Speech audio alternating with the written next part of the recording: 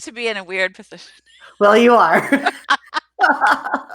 Good morning. Good morning. Good morning. How are you? I'm doing well. So today we're going to talk about greetings. And I was thinking, oh, I should practice my Spanish. Ooh, that'd be awesome. Well, it's not so awesome. It sounds really good in my head, but then it comes out not so good. So I'll just say, buenos dias. Buenos dias. Can I ¿Cómo say that? está? Bien, you too? Bien. Gracias. That's it. That's all. Because otherwise Boom. it goes to beer and chips. And that's really not what we need. No, not yet. That's too early. I don't know if it's too early, but maybe, nobody needs to know I'm eating chips and beer. So, Uh-huh. all right, Julie, what are we doing this morning? So we are here today for two reasons. One, to give you a bunch of ideas about how to open up professional development teaching, and we're talking about the power of the opener and what it might do for those learners. And all of that we're telling you because we want to give you new, fresh ideas. We want to help you and support you. And we want to tell you about an opportunity that's coming up that we can hardly stand. Like, this is all we want to work on for good reason. So, Yeah, we just have to show it because that's where we're headed is to talk about. I think it's really fun because um, you know, professional development for those of us who live our lives doing professional development. So we'll get to that. But let's first talk about the openers. And we're going to give at least 6 ideas about how to open a staff meeting, how to open a webinar, how to open a conference session, how to open a graduate college course. It doesn't really matter if you're maybe you're doing something where you're facilitating a parent night. This would be the same sort of idea. So, Julie, how do you want to start? With an idea or what before how or PEAs? Where are we headed? Yeah, let's start with what before how. And so Okay. Kristie and I have been doing a lot of professional development about professional development. And the two of us have spent 20 some years plus, 20 plus years, we'll say, helping to lead professional development for educators, which I don't know if you know this or not, but can be some of the most challenging audiences in the world because they're good at what they do, because they will not put up with sort of random or bad professional development. They have no patience for tech issues. Like, can you hear me now? Am I muted? Yeah. They're just experts to begin with, and that's the beauty. And so Kristie and I have spent 20 plus years teaching educators about how to educate, right? And so anyway, so the professional development today is going to be all about the opener, and all about creating that opportunity for the learner to be in the very best possible place to learn. And so when you think about opening, Kristie often talks about the mix of 6. So let's start with that. Okay. Yeah. Yeah, and we're getting ready to change this up a little bit. The idea is that it's always what before how. And so it's fun to get new ideas. It's fun to Google something. So let's say Julie says, oh, let's read a poem. And then you immediately go to, what's the best poem? And oh, I have to hurry and tell a side story. You're It gone. helps if I put myself in the video here. Okay. Yeah, okay. Anyway, the way that Julie and I met was through a poem. Yeah. I think I've told everybody this before, but it just came to my mind. So let's say I was preparing professional development and I wanted the best poem on inclusion. So I wrote to Janice Fialka because she's this amazing, container of poetry. And I said, what's your best poem for inclusion? She's like, I'm not sure I really have one, but do you know Julie Costin? And I was like, no, I don't. And so that's how it got started. Anyway, so that's beautiful. Before how is a true story. And so, if I was just to Google poetry, that's okay, but I want to mix it with what is my learning objective. So am I trying to use poetry to convey information, application, and so forth? So Julie, let's read a poem. I know I'm kind of all over the place, but just for closure or example, and then we'll go back through the other 6. Let's say you wanted folks to learn about authentic assessment, and you wanted them to really know that authentic assessment was the best way to really get to know another human being. And so Julie's going to read a poem that would probably apply to several outcomes, but I'm going to say it matches with the caring outcome. Okay? Great. We'll try it. Okay. Here Okay. we go. I'm just going to do a read aloud and you can sit back and relax. And this is just all about what is early literacy and what does it look like. So, Liam and Charlie, dramatic play. What would you like to order today? Notes are jotted, pages flip. Early literacy apprenticeship. Loops and lines of approximation representing their dictation. Teacher observes, makes a note. Later, it becomes an anecdote. 3 questions to ask. No more postponements. Teacher uses developmental moments. Organize the information of what the two showed. No need for data overload. Kids watching now, what does this show? Question 1. What do they already know? What are they learning is number 2. Assess their work. Will give you a clue. Developmental moments, question 3. How can you support them developmentally? Don't focus on deficits, but rather their strengths. Creativity, comprehension, and attention lengths. The language community that surrounds them each day is work to guide this dramatic play. Initial writing at its best, an authentic way to have them assessed. Engaged in play and writing vigorously, they are showing signs of early literacy. So if we're going to use that poem as our opener, it would be because we're really thinking about how do we want to start? Why are we choosing a poem? And so, hopefully as you listen to it, you're like, oh, I can see you're talking about developmentally appropriate ways to assess children and ways to do it within the context of their daily routine. And you're like, that's really other objectives. It could be things making connection to previous learning and lectures. It could be information. What are the key aspects of authentic assessment? And like I said, I started off with, I wanted you to kind of have this caring, like, I want to know this other human. And as you read, maybe you could see this kid really learning to love literacy. So the idea is that it's always what before how, and then you can go find a million hows. Mm-hmm. Yeah, and we're going to focus on the how, but we didn't want to miss that step, which Yeah. is you've got to decide what your goal is when you're creating your opener. What is your goal? And there are 6 possibilities there, and we're going to talk about many of them today.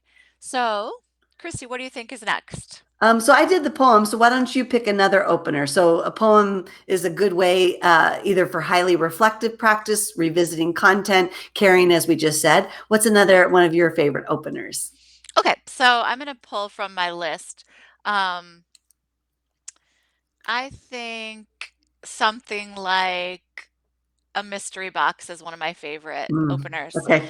And so a mystery box is essentially you've got a box and you're helping to really create the intrigue about what you're talking about and you're pulling out items from your box.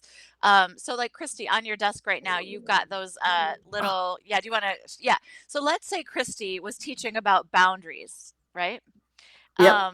And you can explain how you used those, but essentially, if she pulls out one of these, she's helping everybody understand that we're moving to a really cool idea around boundaries.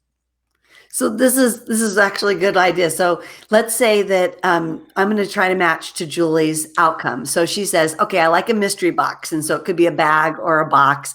And you pull out this cone. It's like, why are we going to be talking about traffic cones today? And then you might pull out something else that is, oh, I think exciting on my desk. Oh, I have something exciting, but Okay, perfect. and you're That was like, exciting. what do cones and 30-day what co-teaching, what do they have to do with each other? But if I, as the instructor, really thought about my mix of 6, I could be saying, this is a connection objective where I want folks to really spend some time connecting the dots between common things, or how do construction zones that tell people where to go, where there might be a pitfall, where they need to change course. What does that have to do with co-teaching? It might actually be about application, where they have to do critical thinking and problem solving and cause and effect. So what happens if co-teachers don't set personal and professional boundaries? What could be some of the problems that arrive and what kind of solutions? So in that instance, I can look at what Julie's got in terms of the mystery box, and you can backwards chain it as well, even though I really like to do the what before the how. Okay. Beautiful. Yep, that's great. So So that's mystery box is another one. Yeah. yeah, so no matter what you're leading, what our hope is that you're thinking about first you're deciding what's the opener for, and then you're saying, well, what let's say I was using the context of a mystery box. What would I put in it to really engage my learners in new ways?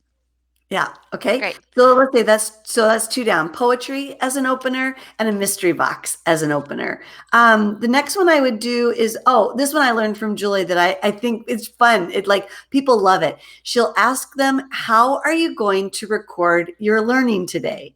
And so Julie, if you don't know her, do you have your bucket of markers? She probably has it Oh, within hand sure. bleacher. She Hmm. has so many different writing implements. I have one. This is my favorite pen, and if I don't have it, I can't write. And see, Julie, she's got all different textures, different widths, different styles. And so we ask folks to put in the chat, how are you going to record? Broadly, are you going to take screenshots? Are you going to write? Are you going to draw? Are you going to bullet? Are you going to, some say, diagram it out, or like Cheryl would do in a graphic record? But then she asks them, what are you going to write with or draw with? And everybody loves to say, this is my favorite pen. And they'll describe it. And then they'll say, oh, that's my favorite pen too. So, pe people, humans, have a real affinity for the writing utensil they use, and some people that are listening are like, "What are you talking about? Doesn't matter to me." That's okay too. But those of you who feel the way I do about a writing utensil, it kind of literally my heart rate goes up in an excitement when you're just talking about. I'm like, we get to talk about markers, right? And essentially, because I love to listen and learn and create at the same time. And so do so many of our learners. And so, even just by saying, how do you plan to record and going in deep with people's favorite ways? And some people who are maybe more tech savvy just say things like, I'm going to take a screenshot or I take a picture or things like that. But some of us, we love a good marker. And so now you backwards chain it or Mm, connect it, and you go, okay, Julie did at least two things. She raised their emotional intelligence by gaining inner awareness of their preferences and their plan. So she worked on their emotional intelligence by self-awareness. She also worked on learning how to learn, yeah. really thinking about, how do I learn best? How am I going to learn today? What will I need today to be ready to learn? So there's many different aspects of just that quick opener of how are you going to record your learning today? Yeah. Okay. Good. Let's do That's Me as another one. Is that okay? Which one? That's Me. Yeah. Okay. So That's Me is an outrageous opener, and we've done it in person and virtual often. This is one of my favorites, probably. If you've ever seen me present in a larger auditorium, it's my favorite for that. It's also now my favorite. Kristie and I have been doing this on virtually. So what it's called That's Me, and it basically says that you have the learner jump up and shout, "That's me," if, right? And then you've got a bunch of sentence starters. So um, you also tell the learner they can jump up and shout, right? Some of us who love to jump up and shout, that's like their favorite part of the day. And for others, Kristie, you could explain others' response to that idea. They're mortified. They're like, Right. oh my God, Why? maybe I still have my pajamas on from the waist down. And if I have to jump up, everybody's going to know. Or Right. maybe I just don't want to jump up. Yes. Or like for me, sometimes my dog just got settled on my lap and I'm like, oh, I'm not leaving this position at all because I can finally get work done. So there's like weird and real reasons we don't want to jump up. Other people are like Julie, and they're like, she'll usually say, can I just do a backflip instead? Right, right. So that's the thing for me is if I were a learner in that setting, you'd have to make sure that I was safe, right? So literally, I would want to do a back handspring or a cartwheel because if I were given those parameters, I'd be like, what else could I possibly do? And so there's just a range of learners, and that's the whole point of what we're talking about today. You will have a range of learners. Everything you say to them, some people will be like, yes, and other people will be like, no. And so you say to people, this is the range of the risks that you can take. So I say, you can jump up and shout, that's me, as long as you don't get hurt, I often say. And all the way to you can just raise your hand and say, that's me. You can just mute your mic and whisper, that's me. But essentially, we want you to know what is you. So let's give examples of what we might use for that sentence Okay. starter. So we might say, jump up and shout, that's me if you had coffee this morning, right? And then everyone who could hear us would yell, that's me. And if you're at home and can hear us, I recommend you do it, right? Just go ahead Right. and shout, that's me, and wake up your family if they're not up yet. And so it's really fun because what you can do is you can tailor it. So the other night we were with some of my amazing colleagues at the Division for Early Childhood. And so the things we asked were things like, is this your first year presenting at the conference? Or have you been a member for more than 15 years? So it really allows folks to, as you might imagine, feel connected. It's also about a caring goal because it's about situational awareness and thinking about what would, for Julie and I, thinking about the feelings and readiness of our adult learners. So it's not even just that we want them to feel ready, we want them to feel cared about. So in that sense of saying, you can do a thumbs up or you can jump up, we're showing them we care about them. So our goal is not that they feel more caring for someone else, but they feel cared for. Mm-hmm. Yeah, that's really a great description, Kristie. So when you think about that opener, I'm gonna kind of go backwards. So we've talked about that's me. We've talked about a mystery box. We've talked about, help me out, Kristie, what else? Poems and how are you going to record your learning? Yeah, how are you gonna Not record your not in that order, but those four so far. that's right. And so those are just four quick ideas about how to open something up in a way that really makes sure to hit those really important, the mix of six. And if you want, Julie, we can tell them a little bit about our series, and then we can do two more and maybe a giveaway. Ooh, okay. Sounds Oh, good. all And right. then we're going to pull a giveaway from anyone who's written in the chat. So I'm just telling people that now because it'll be really great if you're here Yeah. to say I'm here or hey or good morning or anything. Also, you can share your favorite openers in the chat too. So those are Oh, just good idea. yeah, Yeah, if yeah. you've got a favorite way to open a staff meeting, and these are go beyond icebreakers, y'all. I mean, and icebreakers work, but even with icebreakers, you have to have a purpose, and that purpose is to break the ice. So there are a lot of other reasons that we get together. I was also thinking about it, Julie. My friend Barb Avila often talks about. Thank you, Lisa. She said, "Pick me." I love it. I love it. Barb often says for students with autism that greetings are harder than goodbyes. And for greetings, it's like so unexpected. What's going to happen? What might happen? What's going to, woo, goodbye often is like, done. And so adult learners might feel that way as well. Like, what am I going to expect out of today? Or they might think, it's another staff meeting. Turn off the camera and just check email. So how do we disrupt that idea of I already know what to expect so I can check out, or I have no idea what to expect so I'm overwhelmed or underwhelmed. So that's an idea of thinking about your openers really start to set the stage as well. And so we're going to tell you a little bit about this series that Julie and I are doing for PD providers, and then we'll give you two more openers and recap the previous four. All right, Okay. I have to tell you the truth. This is a bit of a like a admission of so Kristie and I get to design our life, right? We both work hard from home to create professional development for people, and then we deliver that professional development. And whenever we have a break in our time, we get to work on one of the projects. And both of us right now are obsessed with this project because we want to get professional development providers the best tools and tricks and tips so that they can provide the best professional development that exists. So whether you're an educator, a PD provider, a college professor, you're expected to run staff meetings or big virtual events, we're talking about how to do this inclusively and virtually for 4 75-minute sessions. And we're pulling every great idea we've ever had into one place. Do you want to And look at the four? And I yeah. just have to say hello to my friend Rachel. I missed you, Rachel. Hi, Thank you for Rachel. joining us this morning. We're talking about good ways to do openers. So Julie's just going to talk about our offering real quick, but then we'll get back to the openers as well. But this will show you where we like why openers and why do we talk about openers when we think about adult learners, whether it's a staff meeting, a webinar, a conference, or a college course. All right, let me get it big here, Julie, in just a second. So Yeah, great. So you can see on the very bottom, we're explaining when it's happening. So this is all in November, November 2nd, November 9th, November 16th, and November 23rd. And it is literally the best and most innovative practices around inclusive and virtual professional development or teaching. Okay. So when we say professional development or teaching, we mean those of you who are teaching adults and or kids. It's okay if you teach kids too, but really we're going to focus on adult learners. Um, and here are our 4 weeks. The first is designing engaging and inclusive content. So it's really about that design work. How do you make sure that everything you do is inclusive and engaging?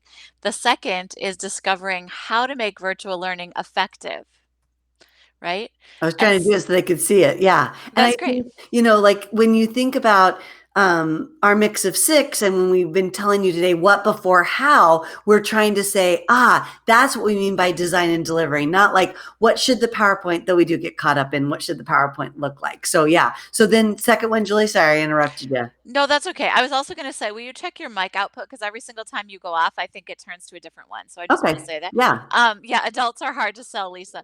So adult educators are very, very talented audience of humans who need and expect the very best. So week 2, discovering how to make virtual learning wildly effective.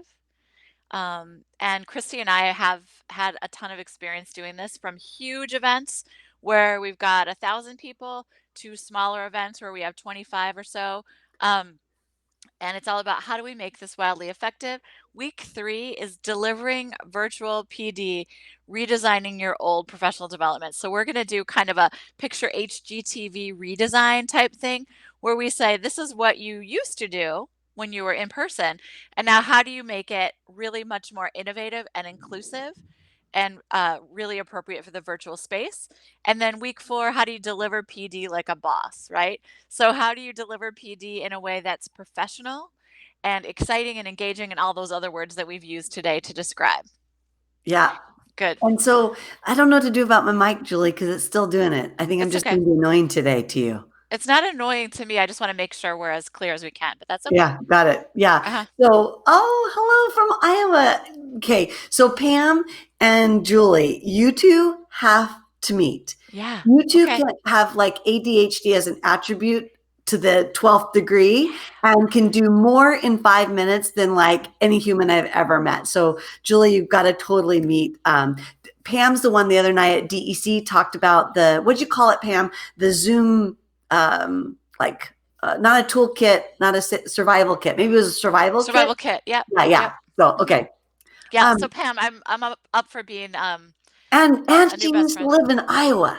I did, but only 9 months. But I miss the pulled pork sandwiches still, like a lot. Okay. Not I know, okay. Kristie. I know you So do. let's go back to let's recap what we've talked about, and then let's give. So today we're talking about this offering this for PD providers. However, we wanted to say, how do you do a great opening? And so we said you open with a purpose. And so we started off talking about, of course, the what before the how. And so we did our mix of 6, and we said, okay, one thing you can do is read a poem. And so we read a poem, this beautiful poem from a teacher in Alaska that was about early literacy and how to make that authentic, and how that could be a caring goal. That might be a information goal. It might be a connection goal. And then we talked about how to record what you're going to learn, which could be raising your emotional intelligence, learning how to learn. Then we talked about mystery box.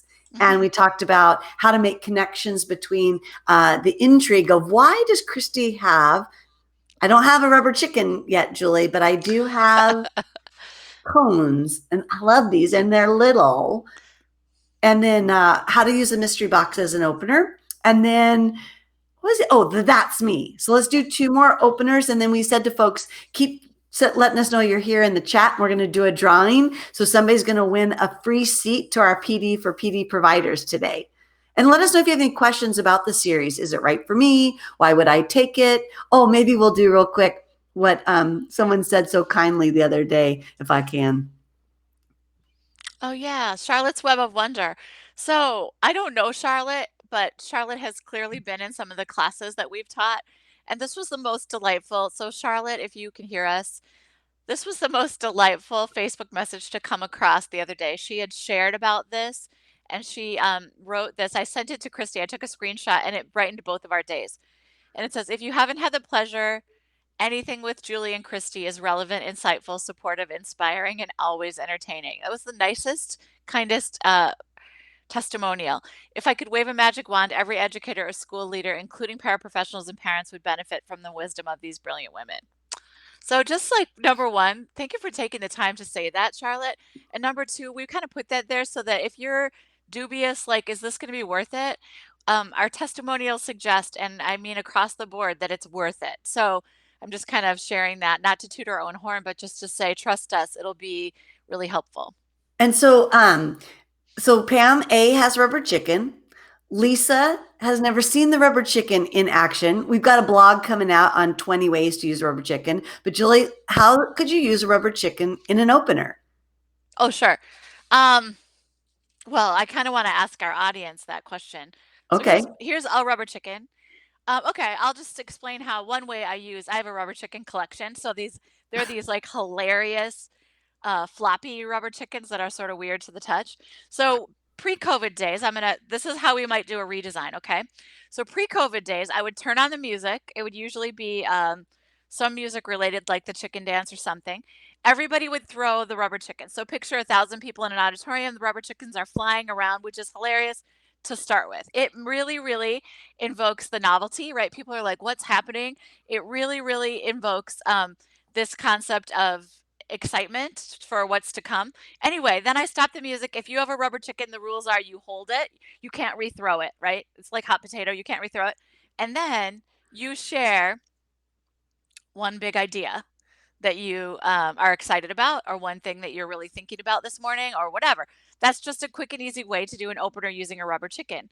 Now, we've got to think, well, with COVID, there's no sharing of chickens. This is not possible. And so, how could you do something else virtually? How could you do an opener with a rubber chicken virtually? And so, we're going to, yeah, Alicia, you need a rubber chicken or a collection. And Or a so, collection. yeah, so there's a million ways, but one really quick way is when I'm not teaching with Kristie, this becomes my co-teacher. Okay. And so when I'm not teaching with Kristie, sometimes the chicken will pop in with a new idea, right? Which is just dumb, we know, and silly. But at the same time, also when the chicken pops in this way and has a new idea or says, hey, everybody, share one new idea with your cat or whoever's in your area. And so literally people have said, I ran out and told the landscaper my new idea or whatever because the chicken came in and told me to do it. Yeah. So the idea is that if you look at that mix of six, you can see even that last thing Julie just said was hitting on the information, recall, describe, identify, list. And she's just using the rubber chicken to get engagement or to disrupt the habit of like, oh, we're just doing this again. And it's just another way that each time now that chicken appears, it's a reminder that, oh, I might have to list a big idea or look back in my notes and do some recall. Yep. So Lisa, is that really your daughter is Charlotte? Maybe so. Did you see the chat? Yeah, I'm looking at that. That's awesome. So Lisa, yay. So great. So I Lisa, who just wasn't happens sure if she also had a daughter named Charlotte or if that was Charlotte. Yeah, it seems like, yep, that's so cool.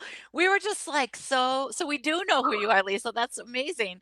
And we were just so touched by your post to say that a couple things. Number one, it's always lovely when people share things that have been helpful for you, and we just love to hear it. And for two, I can't explain the day that you put that up. I just sent it to Kristie and was like, it just made us feel really good about the work we were doing. So Yeah. thank Okay, you in a so that's hundred ways. rubber chicken. And Pam, let's say that she's thrown rubber chickens for the past 20 years, lots of prompts, chicken dance, why the chicken crossed the road. Yeah, see, she's got a million ways. The two of you, oh, danger, danger. So, Pam, send me an email because I want to show you the blog. You can probably add to it. Okay. yeah, oh, that'd be fun. She'd love Yeah. to do that. Okay. Okay. Okay, so that's six. Did we do six ways? Well, we added the chicken as an opener. What other one, Julie, do you want to Let's do do? stepping stones because I Oh, love yeah, let's stepping do stones. stepping Okay. stone. I don't have a picture of it right here, but stepping stones are one of my favorite ways to open something.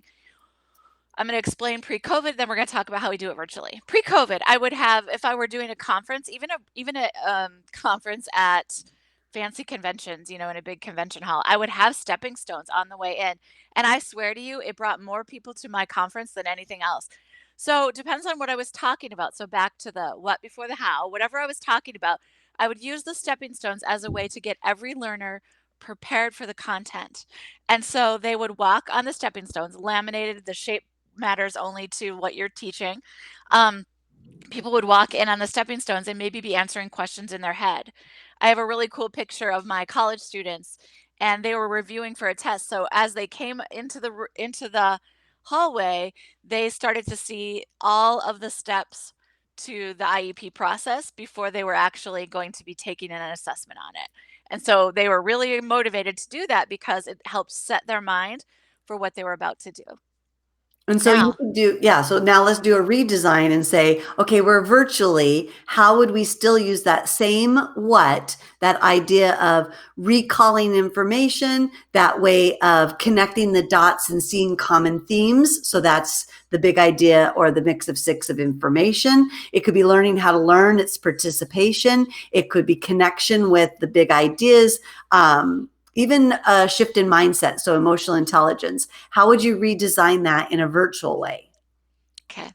So we just redesigned that in a virtual way, and it is as simple as before we start our presentation, we have a rotating slideshow that's going on that are asking people questions, helping them to get settled, or anything that you want that basically creates this stepping stone idea. So they're not walking in on the stepping stones, but as they're sitting there, their mind is being activated and they are creating this moment so they're ready to learn and ready to gain and ready to engage.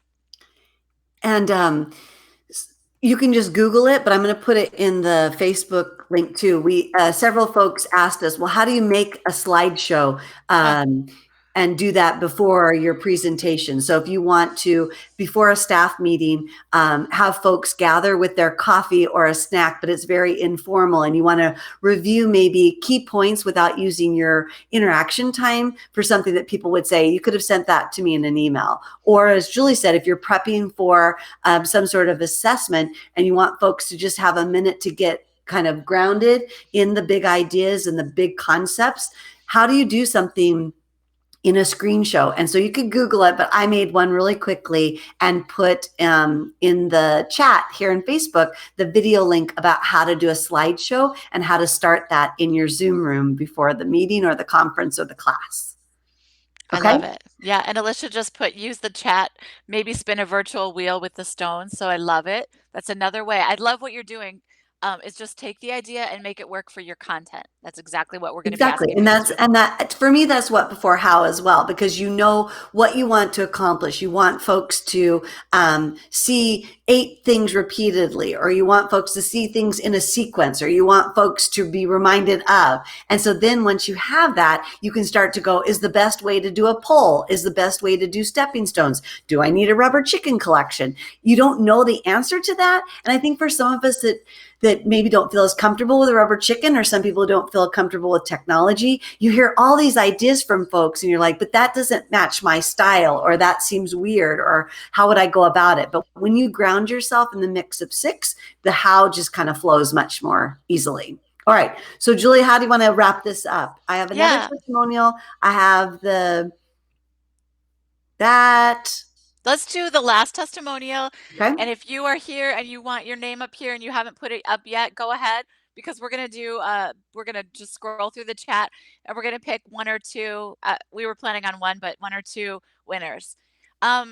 We just want to share with you, this is the kind of testimonial that we're receiving every day.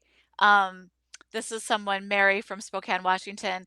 She said this was the most beneficial conference I've attended as an educator. It was well organized, informative, inspiring, providing attendees with a roadmap map of increasing their levels of inclusion in their schools.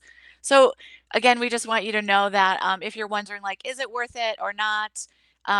We're just getting loads of these kinds of testimonials and we've appreciated them so much. Yeah, so there'll be 4 sessions. They'll all be recorded, though we really want you to try to make this sacred time for you. It's not quite a spa day, but we really want it to say, this is something to fill your bucket. You've been going around your whole life supporting others and designing professional development to close the research to practice gap, to get to a really impactful change for children and families. So how do you renew your spirit? How do you get excited again? How do you get sort of motivated, especially if you're like us and you primarily taught in person And now you're being asked to teach virtually, and it doesn't seem as exciting. And to look at all these blank cameras and all you can see is yourself.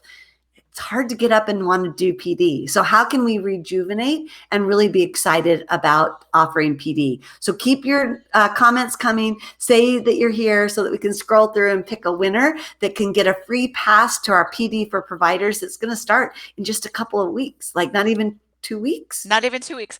And Kristie, if they don't win, do you want to put in like how can they get it if they Sure. want? Yeah. So I think the price point, if you're curious, is $349. It's 4 75-minute sessions. And so that's, I think, like a incredible price point for what you're about to get, which is how do you create professional development that's really inclusive? So just know that we're thinking about how inclusive it is all the time. Really, really inclusive for a diverse set of adult learners. Using the best virtual practices. I can promise you that if you take this class, you can create professional development that is as fun to deliver and engage in as was in person.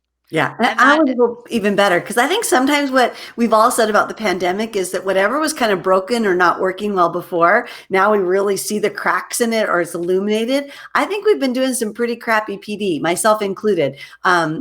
Just getting caught up in the PowerPoint, getting caught up in the are they listening, are they learning, are they engaged, but not from a heartfelt place, more like I want them to change their practice. So are they listening to me? And so this is really allowing us to step back and say, wow. And so many people have said to Julie and I, look, we want you to come and talk to our schools about inclusion, but our teachers only have so much bandwidth. Our early intervention teams are like up to here. And so this is all about their wholeness. But it's also about saying we still have to learn. We can't go, wow, we're pretty tired. So let's wait till next year to learn how to be more inclusive. We still need to close that research to practice gap, but we need to do it in a way that really respects the human. And so I guess for me, that's what I'm most excited about too, is really approaching professional development from the mind, body, and spirit of the adult learner. Okay? Okay. All right. Let's do it. All right. Do you want to close your eyes and scroll? Can you do that or you can't see it? I can scroll. Okay. I can do both things. We don't have a fancy way to do this randomly. Okay. Lisa Flanagan. Well, that just is fate, Lisa. Well, also, I just love, yes, where I'm looking there are just like so many Lisa Flanagans, so that works out great. And then, Kristie, are you cool with doing one more? I'm cool with doing one more. Okay. So these are free. So these people get free access to this 4-week course. If you're wondering and you saw the dates and you're like, oh no, I can't make that one date, it doesn't matter. You get full lifetime access to it. So just know that that's yeah. true. And Lisa, if it doesn't work for you, or you don't want it for some reason, you can share it, pair it, give it to anyone you want. Okay. All right. Okay. Go on more, Julie, kind of up and down. And then what we do is we scroll with our eyes closed, and then wherever our cursor lands, we pick that person. Okay. Alicia Ann Noterman. All right, Alicia. Woohoo! Yay. So why don't you give some love to the people who made it on here? Congratulations. Yay. Yeah. So this is awesome. So make sure that I have a way to get you all. So I'm going to put my email in the chat, Julie, in the Facebook chat. So Lisa, oh good, Lisa's all in. Woohoo, Lisa, this is gonna be fun. And Alicia, I hope you heard you just won as well. So you can just email me, make sure I have your email that you want to use so that we can enroll you manually here in a few minutes. And then we'll tell you more about what's gonna happen on November 2nd. Good. So good. Alicia's all in. She said, I'm so down. Awesome. We're so excited to have you in the class. It's going to be amazing. Yeah, okay. Thanks everybody. So thanks for doing this. If you have any questions about the mix of 6, if you have questions about our openers that we shared today, just reach out and let us know. We'd be happy. We've probably got a blog or a handout or something to support you. So just say the word. All right. Okay. Thanks everyone.